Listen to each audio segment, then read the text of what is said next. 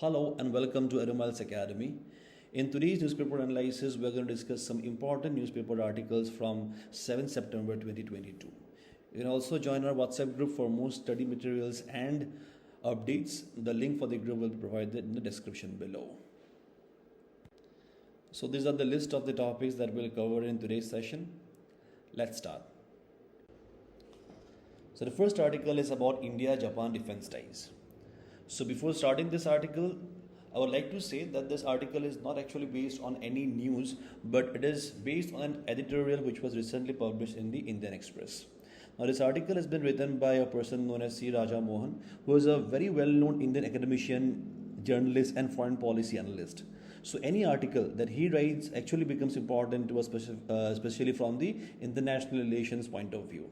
Okay, so if you remember in one of the like if you have been following my videos, then you should know that in one of the previous analysis I've spoken about the upcoming Quad meetings, like which is going to be taking place in New Delhi, right, where both India and Japan along with US and Australia are going to participate being its members. But there are actually certain things that we need to know about the India-Japan relations which are beyond the Quad. All right, so this article is not about the upcoming Quad meetings, but it is about the upcoming 2+2 dialogue meeting or dialogue forum आप कह सकते हो, which is going to be held in the month of September itself. India and Japan के बीच में ये होने वाला है. So this 2+2 dialogue जो होता है वो आपने शायद सुना होगा between US and India के बीच में भी हुआ है. तो in the 2+2 dialogues में क्या होता है, यहाँ पे आप देख सकते हो कि 2+2 dialogue. So in the 2+2 dialogue यहाँ पे participate करते हैं countries के जो defense minister है plus फॉरेन मिनिस्टर जो है तो वो आपस में यहाँ पे पार्टिसिपेट करते हैं एंड दे डिस्कस थिंग्स. ठीक है, so this article is about the 2+2 dialogue. So before learning about the India-Japan relation, we'll have a little knowledge about the Japan's constitution. The Japan's constitution is known to be pacifist in nature. What is the meaning of pacifism? Pacifism is to believe in peace. So the constitution of Japan was adopted in the year 1946 or promulgated in the year 1946, which finally came into effect in 1947. So what is pacifism? It is the belief in peace and settling dispute through peaceful means. If you are aware about the ancient Indian history, then you must have come across this term pacifism, because one reason for the failure of the downfall of the Mauryan Empire is said to be the pacifist policy of Ashoka that he adopted after the bloodshed of the Kalinga War, right? So now, why did Japan adopt this pacifist constitution? The constitution was imposed by the occupying states US, okay, in the post-World War II period after defeat of Japan. I'll tell you about it कि US ने कैसे influence किया है about in the making of the Japan constitution. ठीक है, तो यहाँ पर जो आर्टिकल 9 है ना, ये आर्टिकल 9 ही ये जो कॉन्स्टिट्यूशन को, जो जापानीज कॉन्स्टिट्यूशन है, इसको पैसिफिस्ट एक आउटलुक दे देता है. किस तरीके से? बिकॉज जो आर्टिकल 9 है of the Japanese constitution is a clause in the national constitution of Japan outlawing war as a means to settle dispute. मतलब यहाँ पे ये कहा जाता है कि war can never be a solution to settle dispute. So इसीलिए यहाँ पे पीस आप कह सकते हो कि एक तरीके से पीस यहाँ पे प्रमोट किया जाता है. सो जापान आप देखोगे it never maintains any kind of attacking kind of an army. It only maintains a self defence force only. ठीक है, and offensive weapons like the ballistic missiles and the nuclear weapons जो है वो Japan में completely prohibited है. ठीक है, सो Japan आप देखोगे द एनपीटी क्योंकि मैंने डिस्कस किया हुआ है, तो यू शुड रिमेंबर कि जापान जो है it is not even a nuclear power. ठीक है, it is not even a nuclear power. So अब जापान ने ये जो पैसिफिज्म है ये क्यों अपनाया? Why did Japan choose to be pacifist in nature? So देखिए, वर्ल्ड वॉर 2 में जापान ने किसका साइड लिया था? Japan was aligned with Germany and Italy. So if you are aware of the world war 2, so you should know कि that is Japan was basically aligning on the losing side of the war. ठीक है, and Japan also surrendered in the world war 2 after the horrific nuclear attacks on the cities of Hiroshima and Nagasaki, and which this attack only, and आप कह सकते हो the surrender of Japan finally ended या formally ended the world war 2.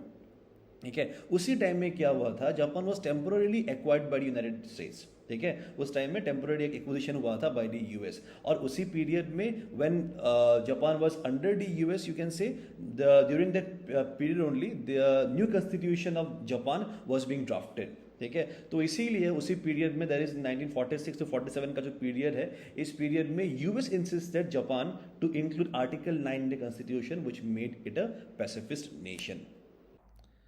But if we see in the recent times, especially during the tenure of the late Prime Minister Shinzo Abe was assassinated recently. तो Japan आप देखोगे कि it is seen to change away from its pacifist nature. ठीक है, तो ये कैसे हमें पता चलता है? So it is in 2014 when the Japanese constitution was basically reinterpreted. तो यहाँ पे देखिए किस तरीके से इसे रीइंटरप्रेट किया गया था. सो इन 2014 जापानीज गवर्नमेंट जो है दे अप्रूव्ड अ काइंड ऑफ रीइंटरप्रिटेशन. तो यहाँ पे ये कहा गया था जो जापानीज सेल्फ डिफेंस फोर्सेस है ना, now it would be allowed to defend other allies also in case of war. For example मान लीजिए if India and Australia are allies of Japan and if any kind of wage और warlike situation is waged upon this countries like India and Australia, in that case the self-defense forces of Japan will also be defending the allies like India and Australia. Are you getting my point? तो यहाँ पे the defense जो है, यहाँ पे defense is not just confined to Japan but also to their allies. ठीक है, और जापान यहाँ पे देखिए जापान इज ऑल्सो, यहाँ से ये भी हमें पता होता है कि why how it is getting away from its military, मतलब यहाँ पे जो उनका जो पैसिफिस्ट नेचर है, how it is getting away because यहाँ पे जो डिफेंस बजट है ना, डिफेंस बजट आप देखोगे कि year after year it has been enhance, बढ़ाया गया है. ठीक है, और यहाँ पे जो बैन ऑन आर्म्स को जो एक्सपोर्ट था, तो यहाँ पे जो बैन था वो उसे भी अभी लिफ्ट किया गया है. एंड देन ऑल्सो हम यहाँ पे ये भी देखते हैं कि जो सेल्फ डिफेंस फोर्सेस है उनका जो कैपेबिलिटीज़ है उनको भी एनहेंस किया जाता है. They are highly trained. तो हम यहाँ पे ये जान सकते हैं from this certain things that जो सेल्फ डिफेंस फोर्सेस है ना वो बस नाम का ही है, क्योंकि they are train to be highly capable. ठीक है, जो ये जापानीज जो सेल्फ डिफेंस फोर्सेस है they are train to be highly capable and it is also seen to have been securing nuclear assistance in the recent times. ठीक है, अब देखिए they are not developing the nuclear और testing the nuclear weapon themselves but insisting on allies like the United States to place more nuclear arsenals in the country. ठीक है, which would ensure their safety. अब ये क्यों कर रहे हैं? ये इसीलिए कर रहे हैं because they want to ensure safety from their hostile neighbors like China and the आप कह सकते हैं the irresponsible nuclear powers like North Korea. ठीक है. So as I was telling you about the reasons behind the reinterpretations of their constitution, so one of the important reasons for this reinterpretation, as I told you, is the policies of China. ठीक है, there is the belligerent China. तो अब देखिए China and Japan, if you look at this map, तो देखिए China and Japan they have a large maritime boundary which is in common. ठीक है, so they have this yellow sea and the east China sea which is in common. Now this commonality has also resulted in the maritime conflicts among the two nation. ठीक है, तो China देखिए they are mostly showing aggressiveness in the east China Sea. So यहाँ पे देखिए in the east China Sea there is an island. ठीक है, there is an island which is known as the Senkaku island by Japan. ठीक है, Japan इसे कहता है सेंकाकू आइलैंड एंड चाइना इसे कहता है डियाओ आइलैंड. ठीक है, अब ये जो आइलैंड है, इस आइलैंड में क्या it is under the control of Japan. ठीक है, बट यहाँ पे चाइना जो है, now claims have been made by China that it is its own since the 12th century. तो हिस्ट्रिकल पास यहाँ पे दिखा के they tell it, they recognize it as its own territory, but it is under the administrative control of Japan itself. So by Japan that is known as Senkaku Island. Okay, and some more reason that can be now listed is also Russia. ठीक है, तो Russia देखिए which is also on its maritime boundary you can say. तो it also possesses an aggressive outlook. ठीक है, so this can be another reason for the military revivalism of Japan. ठीक है, and then यहाँ पे बताया गया है about irresponsible the occupation या irresponsible state North Korea in proximity. ठीक है, so North Korea as we all know कि it's a irresponsible nuclear power. So North Korea can be a constant threat to Japan, which is another reason for the reinterpretation of the constitution. ठीक है, now the most important reason for this you can say for the military revivalism of Japan or the reinterpretation of the constitution is this strategic autonomy. So what happens is that Japan जो है ना, it is highly dependent on US. ठीक है, for a good number of reasons we can see that Japan is highly dependent on US for factors like military. ठीक है, जो military supplies वगैरह के लिए वो बहुत ज़्यादा डिपेंडेंट है. ठीक है, सो दिस ओवर डिपेंडेंस जो है it is limiting their autonomy. So basically क्या होता है ना, जापान इतना डिपेंड हो चुका है कि ना Japan can not even make an independent decision for its own. ठीक है, तो this is the reason why they are trying to, मतलब आप कह सकते हो because see Japan is we all know कि इज इकोनॉमिकली आप देखोगे it is one of the major economics of the world and also आप उस पर टेक्नोलॉजी हो या इनोवेशन वो काफ़ी आगे है, but the only hindrance is what this article number 9, ठीक है। अब यहाँ पे नेशनल सेंटिमेंट्स भी काफ़ी आ गए हैं, जैसे जो यहाँ पे पीपल है who live in Japan, now they want to break out of this specific constitution, why, because उनको लगता है कि it is a form of colonialism, because as I told you कि US temporarily for a short time it ruled over Japan, and which only, and this rule जो ये period है, this ruling period of US only influenced the addition of Article 9 to their constitution. तो इसीलिए to get away from this colonialism, the national जो यहाँ पे sentiments है, it has also arisen in the Japan in the current times. So now let's look at what C. Raja Mohan has to say in this article. So he basically provides some kind of arguments which will help to strengthen the India-Japan defense ties. तो उन्होंने यहाँ पे पहला चीज़ बताया है कि जो strategic interest है they are converging with respect to the South China Sea, there is strategic interest of both India and Japan, it converges in case of South China Sea. Japan के केस में अगर आप देखोगे their interest about the South China Sea lies in the sovereignty. India के case में क्या होता है, India has wider stakes in the South China Sea because nearly 55% of India's trade with the Indo Pacific region, the Indo Pacific countries, it passes through this waters only, ठीक है। So India's interest is primarily to keep the region trade route safe and secure so that it holds in so that it upholds the regional stability and the freedom of navigation, ठीक है। Now and also both the nations, देखिए as I told you कि they are natural allies of US, ठीक है, but still they all the countries, this countries they want to counter the influence of China but they don't want to over depend on the US, ठीक है। So if you see, if I have told you that they are also the members of the same groupings like Quad, ठीक है, but in order to save itself from the vested interest of the US, India and Japan want to reduce their dependencies on the United States, ठीक है। तो उन्होंने यहाँ पे क्या suggest किया है दैट द अपकमिंग, जो मैंने बताया आपको सितंबर में जो होने वाला है यहाँ पे 2+2 dialogue, now this can be used as an important opportunity for the two sides to strengthen their defence ties. There is a prelims question which I have given which has been asked in this year UPSC only, ठीक है। I am sure you will be able to answer this question, kindly attempt in the comment section. So now the next article is from Arunachal Pradesh. So in this article, a separate IS cadre के बारे में यहाँ पे बात हुआ है for the state of Arunachal Pradesh. We'll look into it कि क्या है IS cadre, कैसे काम करता है, क्या होता है, ठीक है। So यहाँ पे जो current context है, यहाँ पे ये बताया गया है कि Arunachal government's request for a separate IS cadre is still pending in the Union Home Ministry. Alright, we'll see how. अब देखिए ये जो आर्टिकल है, दिस आर्टिकल इज इंपॉर्टेंट। पहला बात तो ये प्रीलिम्स के लिए इंपॉर्टेंट है, आपको डायरेक्टली पूछेगा कि अरुणाचल किस कैडर को बिलोंग करता है, ठीक है, इस तरीके का क्वेश्चन कभी पूछा जाता है। उसके बाद क्वेश्चंस में ऑल्सो भी आस्क्ड इन द मेंस, जैसे कि जीएस पेपर 2 में where polity forms a very important part, उसमें क्या हो सकता है, अरुणाचल पॉलिटी से भी क्वेश्चन आने का चांसेस रहता है, because you know about a growing number of questions from Arunachal Pradesh, ठीक है। So this article has been taken from the Arunachal Times.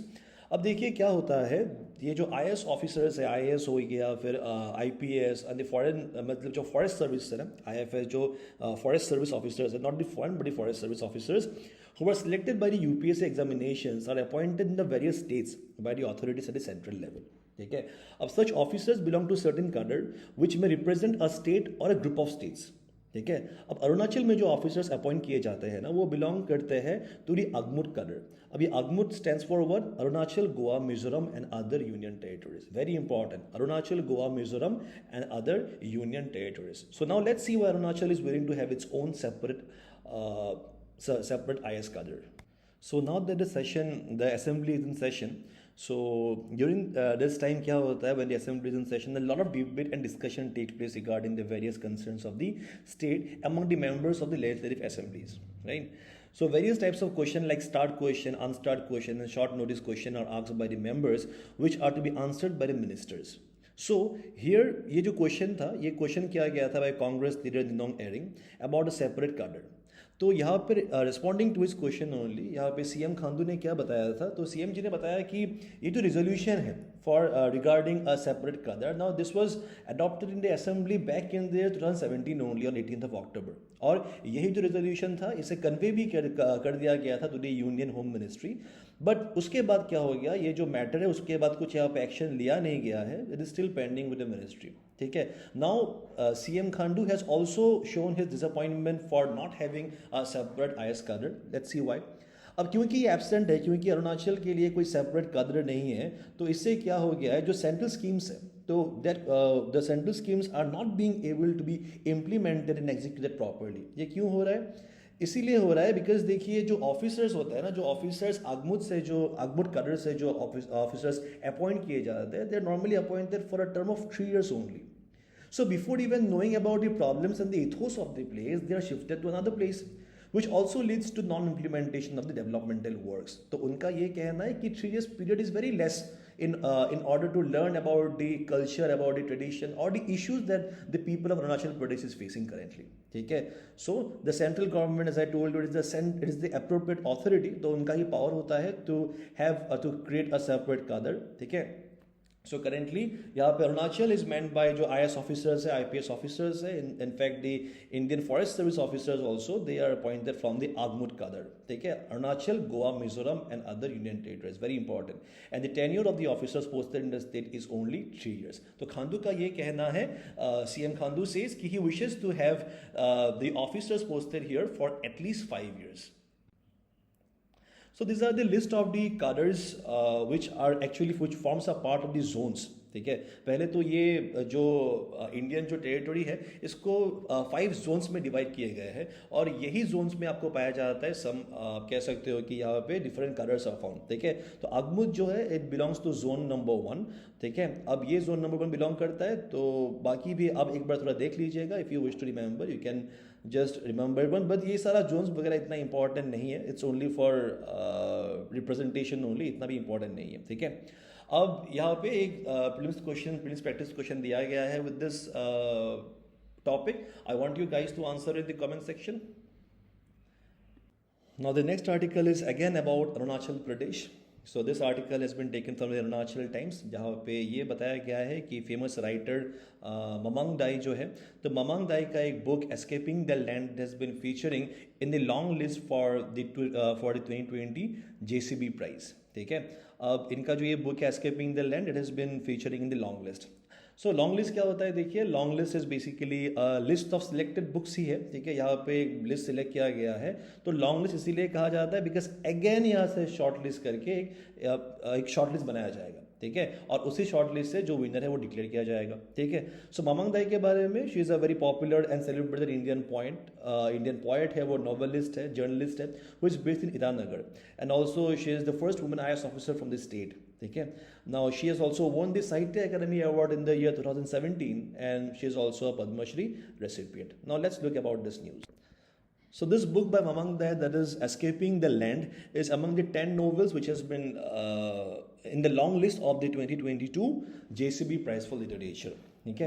अब ये जो लॉन्ग लिस्ट प्रिपेयर किया गया है, it has been prepared from a list of various submissions यहाँ पे किए गए थे from writers across India. From 16 states से यहाँ पे राइटर्स ने सबमिशंस किए थे इन 8 लैंग्वेजेस इंक्लूडिंग इंग्लिश. उसमें से 10 books have been longlisted till now. ठीक है? मैंने शॉर्ट लिस्ट इसीलिए नहीं कहा बिकॉज शॉर्ट लिस्ट आना बाकी है.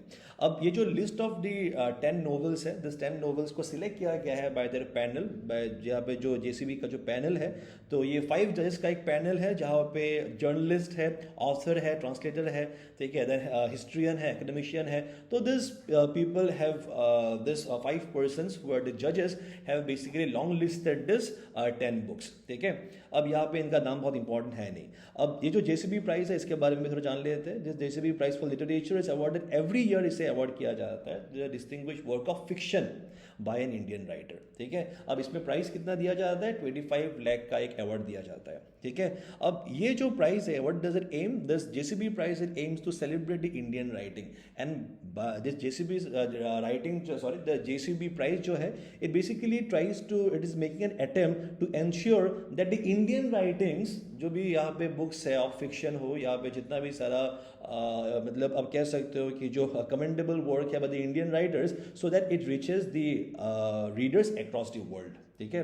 अब यहाँ पे जो जूरी है ना, द जूरी विल प्रिपेयर, जो मैंने बताया था ये 5 जजेस है, अब they only will prepare the short list by October. ठीक है? And finally the winner will be declared on the 19th of November. ठीक है? Now in case you are wondering कि ये JCB, what this JCB is all about, JCB, then let me tell you, it is the same company which manufactures the construction equipment. अब जो यहाँ पे JCB का जो वो होता है ना बहुत द लार्ज इक्विपमेंट्स जो मैन्युफैक्चर करते हैं, it is the same company only, JCB, ठीक है. So this JCB is a British company which is headquartered at Staffordshire in England. Now, this is the list of the 10 books which have been longlisted by the judges for the JCB prize for literation. And if you can see, यहाँ पे आप देख सकते हो ये JCB का logo भी है, if you can remember, right? So these books have been longlisted. If you are a reader, then also then you can make some choices from this list as well, right? तो अब देखिए यहाँ से वापस से मैंने एक यहाँ पे प्रीलिम्स प्रैक्टिस क्वेश्चन दिया है about ममंगदाई. I want you guys to reply और answer in the comment section. The next article is again about Arunachal Pradesh only. It is about the Solung festival. So there's a news in the Arunachal Times today that the central Solung celebration has begun in Pasighat. ठीक है.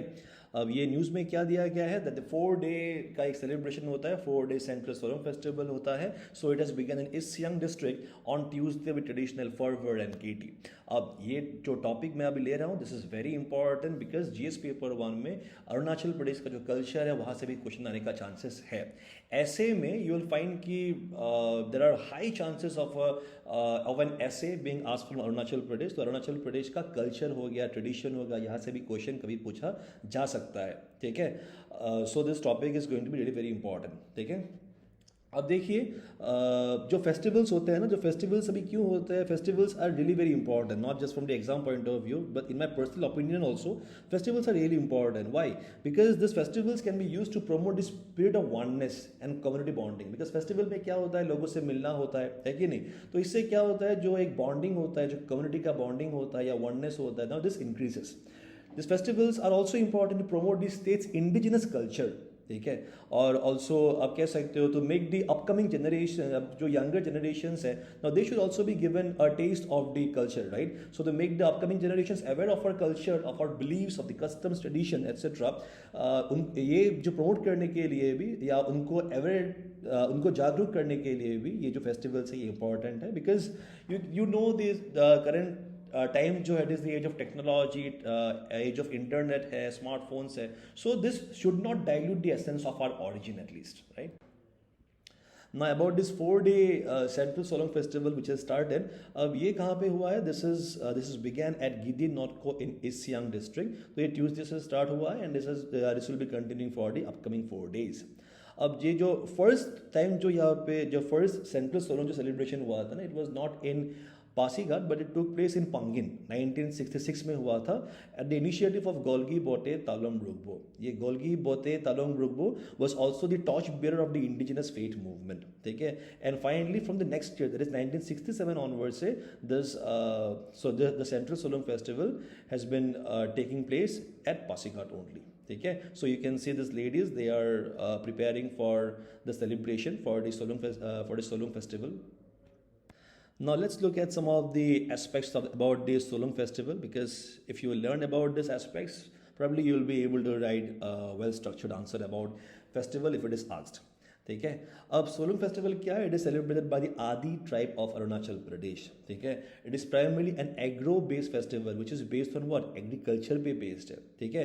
Agriculture पे based है. सो agriculture देखिए it is one of the main stay and one of the primary occupation of the people living in Arunachal Pradesh, right. सो इसमें क्या होता है, इस फेस्टिवल में normally prayers are offered for an abundant crop produce. ठीक है. सो द फेस्टिवल कब स्टार्ट होता है, it is celebrated in the first week of September after the sowing of seeds. तो after the sowing of seeds and transplantation, तो यहाँ पे ये सेलिब्रेशन स्टार्ट होता है to seek bumper crop produce. ठीक है. अब जो लोकल वुमेन है, as I showed you in the picture, तो यहाँ पे दे dress up in their traditional attire and they dance on the Ponung songs. The celebration is continue for 5 consecutive days के लिए सोलंग फेस्टिवल होता है. This is not about the central Solang festival, it is about the actual Solang festival. ठीक है. अब ये जो 5 consecutive days है, यहाँ पे बताया गया है कि the first day is known as a Solung Gidi Dogin. ठीक है. जहाँ पे क्या होता है, this day which is use for preparation. इस जो फेस्टिवल है, इस फेस्टिवल के लिए प्रिपरेशन किया जाता है. The second is the main day which is called the Doreph Long. ठीक है. The day of animal sacrifice, जहाँ पर एनिमल सेक्रीफाइस किया जाता है. The third day is known as the Binnayat Binnam or worshipping the goddess of plenty and prosperity. ठीक है. The 4th day is Yaktor of Ikov, when the villagers prepare for the weapons for the war. Finally on the last day, ठीक है, on the concluding day यहाँ पे क्या होता है, जो priest आते हैं who is responsible for carrying out the prayers वगैरह, तो इनको he has given us a ceremonial send off when the girls sing and dance. So by the girls would be singing and dancing and finally would be bidding bye, आप कह सकते हो, to the priest. ठीक है. Now they worship the guardian deities Kinenane, Doingbote, Pedongnane and Guminsoin to shower their blessings and protect against the evil spirit. ठीक है. Now that I have presented this article, one thing has come to my mind which I would like to share with you. अब देखिए, even though I have presented this article, now such festivals, you know, these are holy in nature. ठीक है, they are believed to be sacred in nature. So which also involves the names of gods and goddesses, as I have told you, some names of the deities, right? So देखिए, I may make a mistake in pronouncing a name or while putting forward a fact. यहाँ पे जो भी fact बताया है, ऐसा नहीं है कि I cannot take a guarantee that 100% are correct, because I have taken this facts obviously from certain sources which I believe it to be true. ठीक है, but obviously कुछ तो यहाँ पे गलती हो भी सकता है. So and obvious सा बात है, जो natives है, the natives would know it far better than me at least. But in case of an error, so I would just request you to kindly accept my sincere apologies. I would never ever intend to hurt anyone's faith and sentiments, especially about this आप कह सकते हो, about this sacred festivals at least, right? So these are the list of the questions that I had given in the previous video. Now let's look at the answers. Yes, so you all know कि I had given you a brief discussion about the NEP in the last video while discussing about the PM Shri Yojana, right? And this report card जो है, which has been spoken about in the NEP 2020, it is about the 360-degree multidimensional report card जो बस marks और grids नहीं रखेगा. It will consist of the all-round approach of a particular student. ठीक है. अब ये UPSC 2015 में एक क्वेश्चन पूछा गया था about the Rowlatt Act के बारे में, रॉलेट सत्याग्रह के बारे में. सो द रॉलेट एक्ट जो है, it was based on the recommendation of the sedition committee. Yes, it is correct. ठीक है. इनफैक्ट जो रॉलेट कमेटी है ना, इसी को कहा जाता है द सेडिशन कमेटी, और इसे अपॉइंट किया गया था 1917 में अपॉइंट किया गया था. ठीक है. So by the British Indian government obviously. ठीक है. अब यहाँ पे जो प्रेसिडेंट था, उनका ही नाम था Sydney Rowlatt. So this committee is named after the president of this committee. ठीक है. ये जो रॉलेट एक्ट है, इसे क्या कहा जाता है? The original name is Anarchical and Revolutionary Crimes Act of 1919.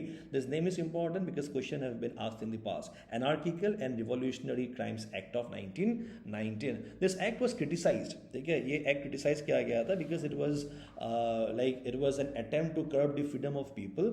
तो इसीलिए इसे Black Act भी कहा जाता है. ठीक है. तो यहाँ पे statement 1 जो है, it is correct. ठीक है. अब यहाँ पे देखिए क्या हुआ था. इन रेस्पॉन्स टू दिस, ये जो एक्ट था, तो गांधी जी ने क्या किया था, Gandhi ji had call for a countrywide protest against the Rowlatt Act. ठीक है. यहाँ पे हड़ताल वगैरह स्टार्ट हुआ था, और ये हड़ताल 1919 के टाइम में ही हुआ था. ठीक है. So he also called upon the members of the home rule league. Home rule league, if you know, 1916 में ये फॉर्म हुआ था. ठीक है. तो ये होम रूल लीग का जो मेंबर्स है, तो एनी बेसन थे उसमें. ठीक है. तो यहाँ पे होम रूल के जो लीग के मेंबर्स थे, उनको भी यहाँ पे बुलाया गया था जो पार्टिसिपेट इन दी हड़ताल. तो yes, statement 2 is also correct. ठीक है. अब अगर आप देखोगे नंबर 3 में देखोगे, यहाँ पे साइमन कमीशन है. अब साइमन कमीशन देखिए बाद में होता है. It arrived in India in 1927 का ये बात है. देखिए 1928 1927 का ये टाइम का पीरियड का एक इवेंट है. तो ऑब्वियसली यहाँ पे जो डेमोन्स्ट्रेशन था against the arrival of Simon commission, ये सेम टाइम में नहीं था. Rowlatt Satyagraha 1919 and Simon commission 1927 to 28. ठीक है. So only the number 3 is incorrect. Only number 1 and 2 are correct. Hence option B is the correct answer. So this was all from my side for today. Thank you so much for joining in, guys. Bye bye. Have a great day. Thank you.